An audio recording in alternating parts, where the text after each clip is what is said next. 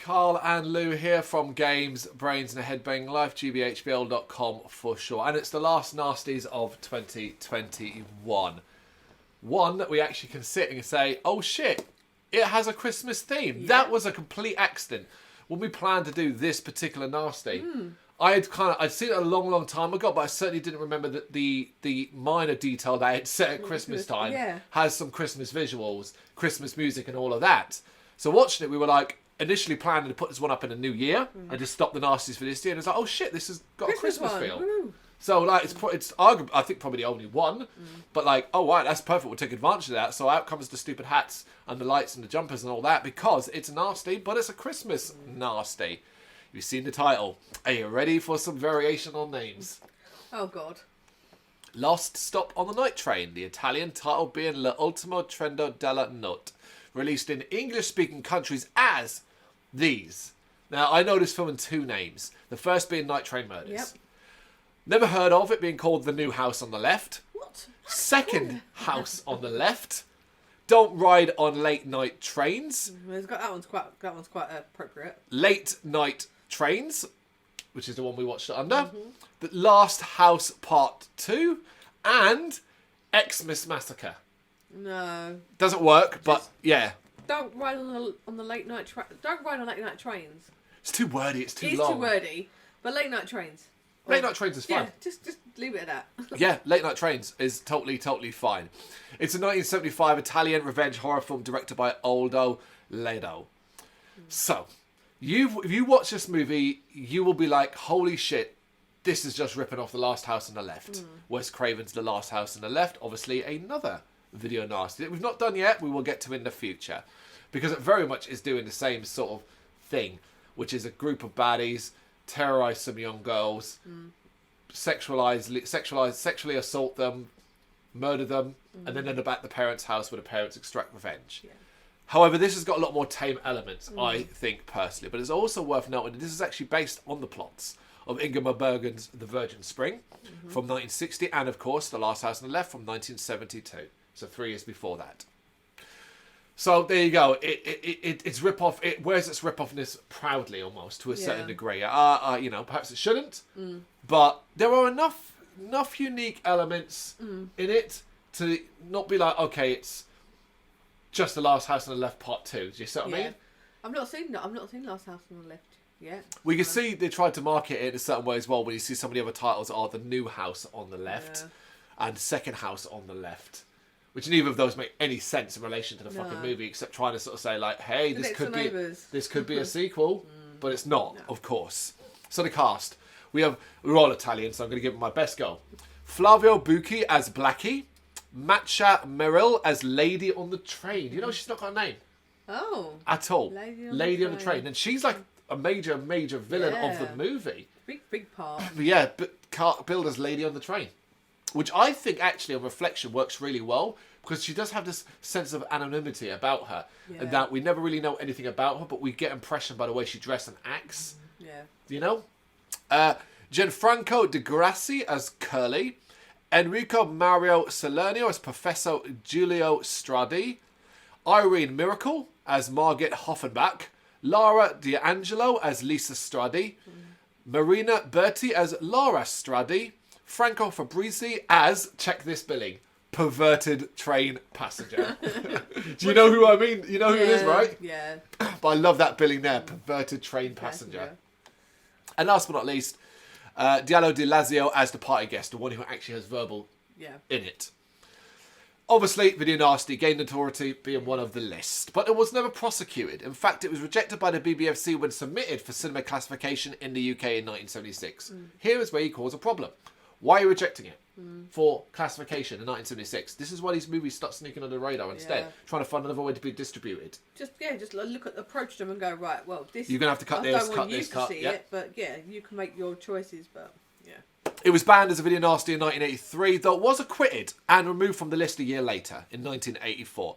But it did not get a full release until 2008, when it was finally passed, uncut, and distributed on DVD by who else? Shameless Screen Entertainment. Of course. Shameless have done lots and lots of these movies and stuff like that. Good on them. Thank you. Yeah. Getting hold of this shit, going, we're going to put it out there completely uncut and we can distribute it now. Particularly but in 2008, because at that time, what movies had come out? Hostel. Oh, yeah. Times have changed. Yeah. Absolutely. So the story surrounds two young women, Margaret and Lisa, who are basically taking an overnight train from Munich in West Germany. That is so fucking fascinating watching this movie. Oh, yeah. And remember that it's West and East Germany. Oh. That is so fucking cool. They're planning to go to Italy to stay with Lisa's parents for Christmas. Yeah. So we do open this movie with touristy. Yep. Touristy stuff, really, Part of the Germany. course now. Yeah. Part of like Nasties, because you told me before it. Sometimes they'll get extra funding if they make the settings look quite nice. Yeah, there's a couple of ones I think early on in this video islands, in the Nasties where we did a couple of the Greek island ones, and they'd spend a lot of time going, look how beautiful it is, and aspects like that. This starts this way. We see German life at Christmas markets, people going about and all that. It's interspaced with scenes and shots of the characters we're going to be dealing with, the girls and the gang as well. Yeah. As well as the lady on the train. So they are about, but it's kind of really focused on food and people walking around shopping and stuff like that. I don't really have a problem with it. The song's a little obnoxious, but oh god, yeah. but we're used to it now. Aren't we? That's the thing, It's our first rodeo. We know what we're doing. Yeah, we're hitting the mid-40s in a list of 72 films. Yeah. Do you know what I mean? We know what we're getting ourselves in for. So yeah, they end up getting aboard this train. It's really, really busy, and they're forced to sit in the corridor. We did have this thing where it's like, this is a night train, and you What, you would stand up all sit? fucking night? No. Absolutely. You wouldn't stand for like a couple of hours. You'd be like, oh, this is gonna be a ball ache. But I didn't seem that perturbed about it. Like, you book a ticket, you wouldn't stand up all night. No, it's going to be a long, long night. I was really Absolutely. outraged by that. I was like, you can't stand up all night. So yeah, they've got on the train, Yeah. but also two petty criminals who are called Blackie and Curly. They end up boarding the same train while they're being chased by a policeman. Yeah. As the train's pulling out, they sort of jump on it and they're on the same train. So you kind of instantly work out you're getting a setup idea. Like, okay, they're going to meet these two girls. It's going to be fun for a while. Then it's not going to be fun.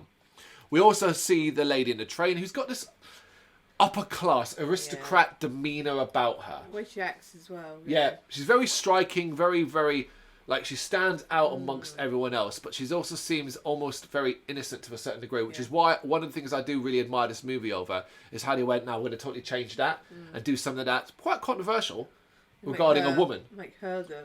Not just a bad person, but the arguably worst. the ringleader, the worst of Yeah. the bunch, the encouragement, you know? And also one that's quite in touch with her sexuality. It's so, for the year it was released, 1975. All right, very, very interesting. But yeah, the two boys, they come across Margaret and Lisa, who initially kind of taken with them. Margaret and Lisa are Very young. very young. They've got a whole not seeing much of the world kind of thing. So they're kind of like, oh, these boys are quite fascinating and laughing and giggling and stuff like that. One of the things I know about you, but I love about movies like this is how out of time it is. So, like, for example, it's like they're all standing in a train smoking. Yeah. And you're aspects like how that come on a I'm doing moving that? train, smoking. One of the, you know what I mean? That's insane, right? Yeah. I love that. I really, really do. But yeah, Blackie then ends up running into the lady in the train, the upper class middle lady. And he notices she keeps looking at him. So I guess there's no dialogue here. I guess in his head, he's like, oh, she wants me. Me. So when she goes to the toilet, he follows her in there and kind of starts to get a little rough with her. Yeah. And you're like, oh, okay, here we go. Yeah. And then the film switches as she then turns the She's like into tables it. Yeah. and really like seduces him and aggressively bangs him basically Yeah. in the toilet. Yeah, like it was like, okay, That is her jam. That's she it. She enjoys this. yeah. Curly ends up getting to a fight with a bloke nearby, and the two girls have become quite wary of these blokes now, Yeah. seeing their behaviour and stuff. So make their way further down the train to escape them. They might have been fine had the next series of events not occurred. They stayed on this train. So they end up arriving in Austria, a place called Innsbruck. Find that online. Innsbruck.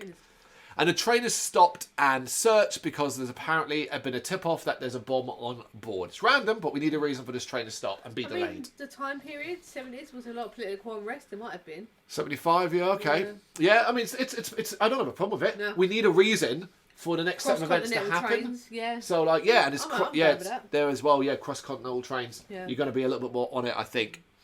So the girls get off the train and decide to call Lisa's parents and tell them, look, we're going to be delayed, but he can't get through. We get some cuts back to like the parents. They're having a Christmas party, inviting friends over. There's music, there's dance. It all seems very, very relaxed. Yeah.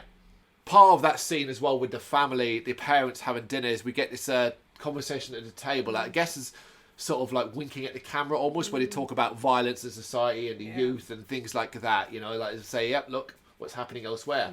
So the girls end up deciding to board a different train. They're told, look, this train will take them directly to your destination. You can get on it. So they board the new train, but they find it basically empty. In fact, it's almost like, is this train running? It's dark and... But they find a carriage and they're probably quite tired. So they go, oh, you know what, we can literally just sit and chill. Which is exactly what they do. You do get, it's quite like nice little scene where they sit in the carriage. They have lunch by candlelight. Yeah, it's kind of nice. It's just a nice scene. And because you know the horror's coming. Yeah, you don't want it because they're a bit innocent, they're a bit naive. Yeah, they're naive. Yeah, but that's no question. No, that's not. Yeah, I mean, I know what you're going to say. And of course.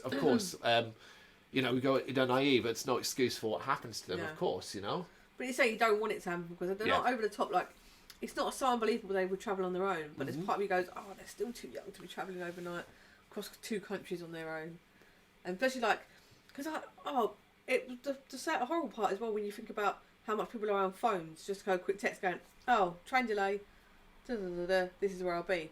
There was all those phones and miscommunication and like.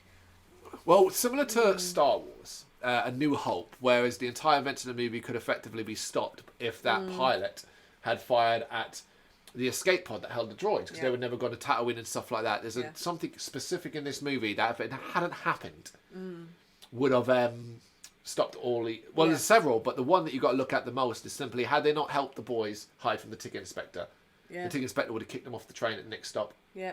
That would have been it. Yeah. That would have been it. Yeah. Yeah. Yeah. So the train starts up, travels through the night, and the girls are unfortunately joined by 2 thugs and the woman they're now hanging out with. Yeah. They're alone in the train with these guys. They're forced their way into the girls' compartment, and then basically start getting mean and nasty. Blackie and it is uncomfortable shit. Yeah. Blackie and the woman, they engage in like they taunt the girls. They're just sort of like touching each other up, watching. They start asking if they're virgins and stuff like that. It's just nasty. Yeah. Just like, and she's like acting like she's nice to him as well. Yeah. Like. And obviously, they might have thought a bit, okay, maybe this woman's going to help us out. It's like, no, she's worse than the rest of them. Yeah. Obviously, the girls decide to start fighting back. Curly beats Margaret up a bit and then forces Lisa to masturbate him. So you are getting to the sort of nasty stuff of the nasties. During this as well, there's this passenger, so the perverted train guy, that's it, watching all this from outside the compartment window. Initially you were like, oh, he's going to help and all that, and then you kind of realise like he's still watching and not doing anything about it. So the lady, she spots this guy, drags him in, the 2 thugs force him to then rape Margaret. It's one of those, force him. He then rapes Margaret, but when Lisa starts vomiting, he used this opportunity to run off. He will later call the police on them anonymously, which is fine. Thank you for that. But it's like, you're still a fucking dickhead, mate. Yeah, they don't get you off that. Yourself. Yeah. And the fact that you're anonymous, like, if they're trying to find out like tips later on, do you know what I mean? Like, that can be lost in the ether. Like, you don't put your name to it or where you were going to pinpoint where things were going. You're just like anonymous tip because you're too fucking shameful. Yeah, it's not nice. But it doesn't get any better as the blonde woman encourages Curly to rape Lisa. But his combination of having injected heroin, being a heroin addict, and I got this part from online. I'm going to mention it, even though the film, thankfully, doesn't really express this. Yeah. This is in a lot of the descriptions of the plot. Okay. He gets angry because he can't break a hymen. Now, that never really came across in the movie, thankfully. I thought it was just because he was like peer pressure and he was like couldn't perform under pressure. But he does, if you think about it, he kind of pulls himself off and gets mad about it. Yeah. That's what he does. So it's a bit like, oh, for fuck's sake. It's a little detail I don't feel I needed to know. No.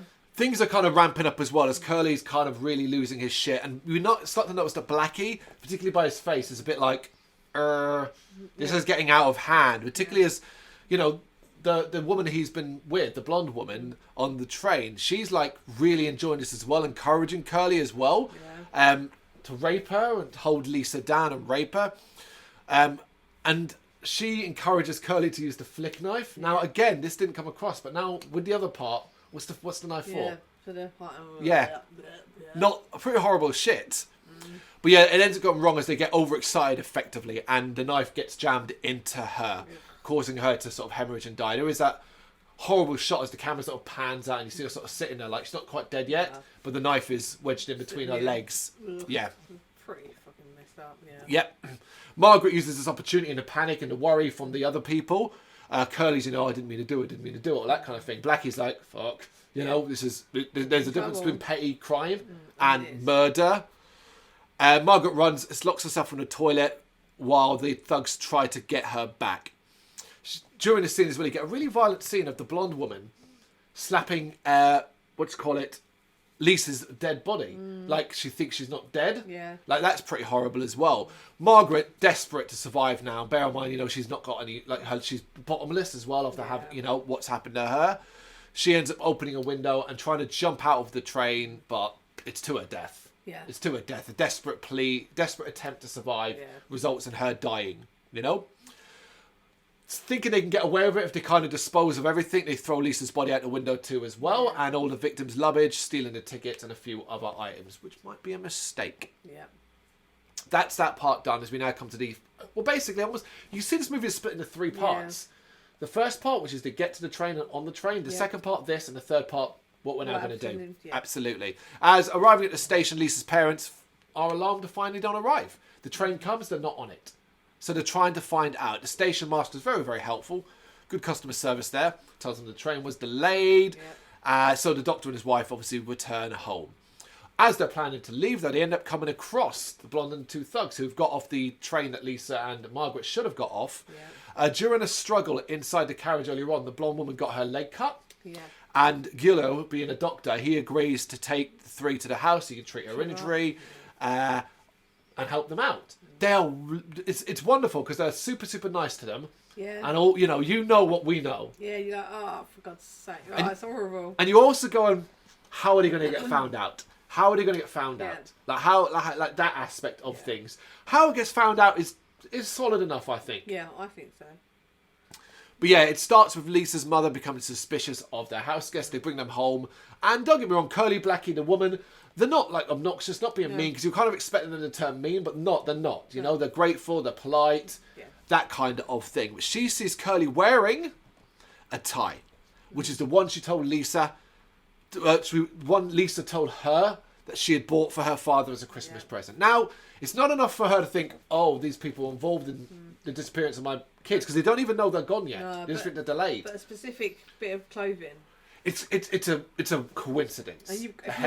And you would, like I said, the whole thing of not having phones or internet, no contact, your brain would be going to different areas and you'd be like, and then you would start to worry and panic. So it does start that ball rolling. Because at the moment they have no clue about the fate of their daughters. Because that's another thing at this point, and you've only got like 50 minutes left, you're like, how are you going to find out they're dead? Do you know what I mean? So Gilio decides to take them to town. I'm going to take you into town. I'll go get the car and bring you into town. That's where I'll leave you be, and we'll go from there. Of course, I did say daughters. It's not. It's daughter and friend of daughter. It's a small detail. Got to get it right. So in the car, when Gilio goes to the car, he turns the radio on and basically finds out there that it's his daughter, and that his daughter's body's been found in the train tracks. It's been identified and stuff like that. It's a pretty hard way to sort of... Well, they don't say a name and all that, but it's like the description and stuff like that matches his daughter. So it's a harsh way for him to find out. He then obviously puts two and two together, realises exactly who's been involved, so he's like, I'm going to fuck these people up. He ends up running into the blonde woman first, but she proves herself to be conniving as fuck, as she convinces him, like, the other two did it, I'm their hostage, that I'm forced to be with them, or they're going to do the same to me. He believes her, which I can buy. Why wouldn't you? Yeah, so a majority of people would kind of think it wouldn't be a woman doing that, sad as that is, That is the simple fact of it, isn't it? It is, particularly in this era as well. Women need to be protected, She's a victim, not a baddie, so to speak. But yeah, Gillo leaves her with his wife. His wife finds out as well, and then heading off to find the others. He finds Curly first in his surgery, and Curly's trying to shoot up heroin. So he grabs his arm and injects the needle further in, effectively giving him an overdose. Curly's acting here, crawling on the floor, stuff like that, is quite solid. Yeah. He does, particularly when he then gets this beaten out of him with furniture and surgical instruments and stuff like that. It's protracted violence. But you kind of want that. You don't want these guys to have a good time, you know, like you're rooting for them to suffer. Yes, you are absolutely right. I think that's super, super important. It was an aspect of The Last House on the Left. Even though two wrongs don't make a right, of course, that's super, super important. And Last House on the Left, I think, nails that aspect more. One of the things about this is simply put, you want them to get their comeuppance. The villains that you want to get a comeuppance. I don't think the movie does a good enough job of that by the end, particularly in regards to one element. Yeah. But we'll get to that. And I feel like that two wrongs don't make a right. I feel like you couldn't put that to every single... I know, like, the whole premise behind it is good, but if you said there's individual people in different situations, they'd be like, well, you've not gone through this. Well, no. The reason why I say that is because, simply put, no, of course. And I can't even begin to imagine what I would do in that scenario. However, the simple fact of it is, by murdering these kids, these thugs, and this woman, potentially, all they're doing is going to prison themselves. Yeah. This does not help anybody. It doesn't bring the daughters back. What's better is that they get tried for their crimes. Yeah. And then their lives behind bars, that kind of thing, you know.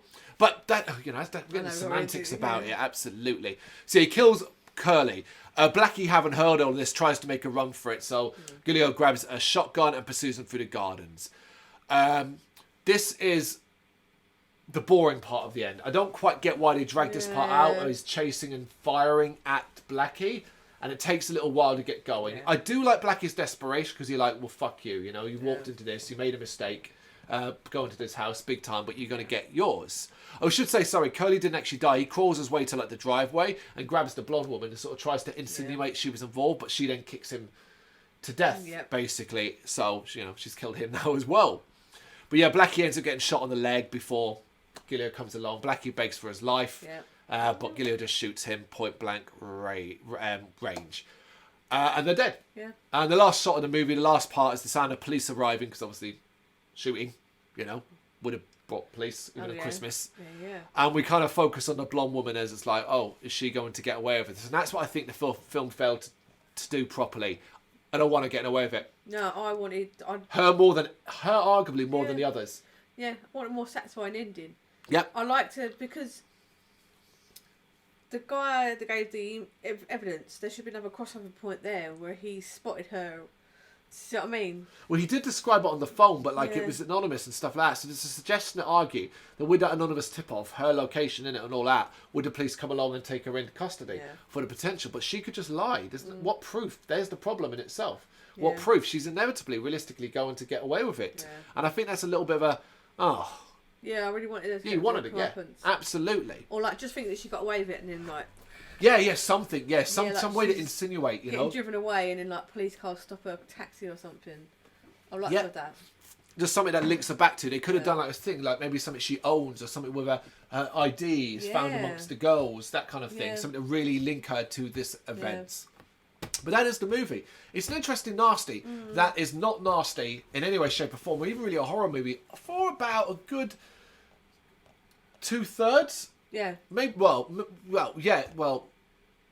Trying to think like time-wise, maybe 50, 60 minutes in, and then it really ramps up, and it's a brief ramp up, but it's a violent, shocking, uncouth series of events. Yeah. I get why it would have been troublesome. Oh yeah. You know, in that regard. I was watching it like. But I also think there are so many worse out there. Yeah. Oh yeah. Like in that we often have this. What I think it is though. It's a really good movie. I think it's a well-told story with an interesting angle, even if it's borrowing so heavily from The Last House on the Left. I think it just does enough different things, particularly location-wise, for me to sit and go, oh, you know what? I enjoyed that. Yeah. Yeah. Yeah, I liked it. It was, again, sometimes I'm not overly, I don't really enjoy the sexual violence ones. Of course. Because sometimes you feel like... Enjoy's the wrong word. No, because it's supposed to be like entertainment, and I'm like, I think I prefer the Rwenge part more. So I understand. I like to have seen less of that part and just intimated that we know what's going to happen than actually seeing it, and then more of the revenge. That's probably what I prefer seeing. But if we don't see what call whatever. Like it's like watching I Spit in Your Grave and having all the abuse and rape cut out. Yeah. How are you supposed to buy in and feel the way we did about Jennifer Hills getting her revenge, just like this? It's an important aspect of it, because ultimately you always remember it is a film. These people aren't actually being abused and suffering in the case they are. You can say it's whether it's out of touch or out bad tone or anything like that. It's a horror movie. It should have a rating to reflect as such. It's not for your children to watch it. It's for you to watch. I wouldn't necessarily say all horror is designed to be entertaining either. Some is designed to challenge. Some is designed to make you feel uncomfortable as well. And a movie like this does. I don't have a lot of problems with it, except more just in a personal thing where you talked about enjoying the revenge part of thing. So do I. But I also want to see that ramped up. This felt tame. Yeah. It did. It felt tame. Yeah, like the kind of like the sprawling part of the house. Yeah, I would have. I wanted to be violent, and I wanted to be violent, and we didn't really get that. Just chasing around some guy with a shotgun and shooting him. It's like, it's just not that interesting to watch. Yeah. And the fact he was a surgeon, I thought he was going to lead some sort of like they're going to castration. That's a favourite, isn't it? Yeah, that's a favourite castration. We know how to do it. We'd like to have to like keep him alive for a bit, but make him suffer like pain.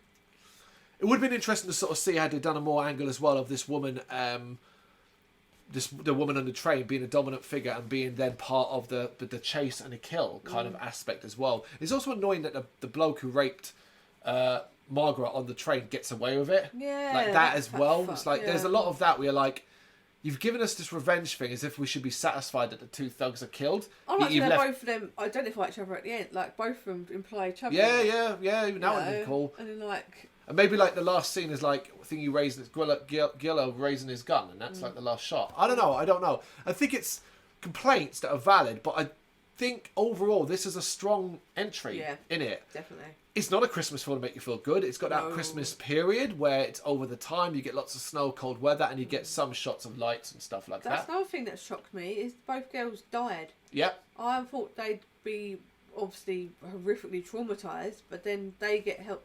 They get the revenge as well. It's like, no, fuck, she's at the train. She jumps out the train. She's dead. I was like, oh, wow, okay, you went there and did that to them girls then.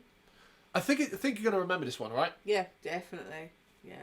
There you go. Last Nasties of 2021. Late night trains, late night train murders, the second house on the left, whatever you want to fucking call this thing. Yeah. If you like it or you hate it, let us know what you think of it in the comments. We'll see you in 2022. Thank you very much for watching. You can check us out on gbhbl.com as well as on Facebook, Instagram, Twitter and Tumblr. Go to Patreon to help us out over there. That's patreon.com/gbhbl, as well as Big Cartel, where you can find some of our merchandise. We have a podcast running on SoundCloud and Apple Podcasts. And of course, if you like this video, do us a favour, hit the subscribe button and help the channel grow. Games, horror and heavy metal. What else is life for?